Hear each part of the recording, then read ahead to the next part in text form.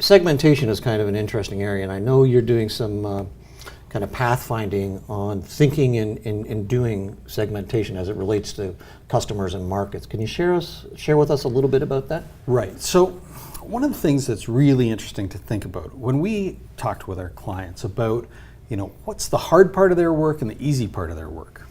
The hard part of their work is almost always the politics. It's like there are all these smart, influential people and they don't agree on what to do. Mm-hmm.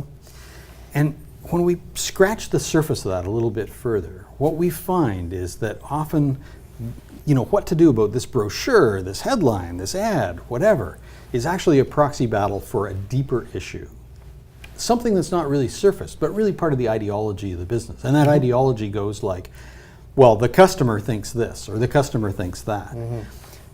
It's usually necessary to go back and really clarify, what do we mean by the customer? And are we really dealing in a world where we can use the term the customer, or do we need to think in more granular terms about customers?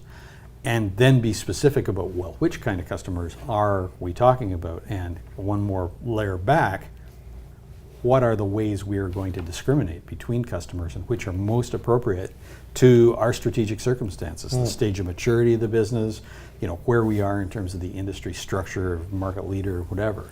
And so segmentation is a little bit to the operation of the business as ideology is to politics. Everybody can see the politics every day, but the ideology is kind of hidden from us, and segmentation is this hidden force that gives rise to the proxy battles. And if we can clarify it and get people on the same page, then that resets the possibilities for innovation, coherent action, for stepping into the opportunities that are lying about for every organization. Interesting. So if I was going to be disruptive in my category, I had better know something more, have better insights, more clear insights into the customers that are prospects now and customers later. Right, and we have this fortunate circumstance today that we've got technologies that allow us to deal with different customers differently, even before they speak with us directly. Right. We've got content management systems that can tailor content according to personas.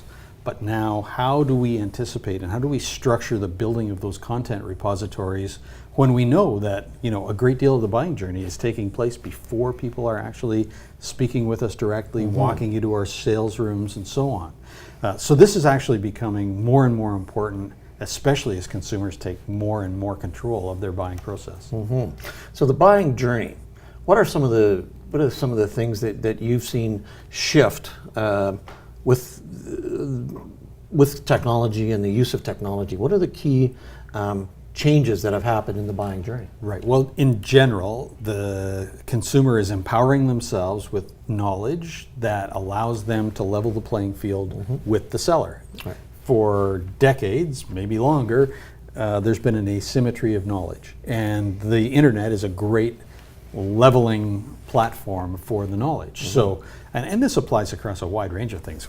If somebody's going to an oncologist, chances are they've gone to a website and they've studied all about that cancer and the different medicines that are available. Yep. So even in situations where there's an authority figure, the authority figure is being leveled out by the consumer, by the knowledge the consumer's bringing along. If that applies in the case of somebody suffering from cancer, it sure as heck applies for somebody buying a car or a tractor or a computer or whatever.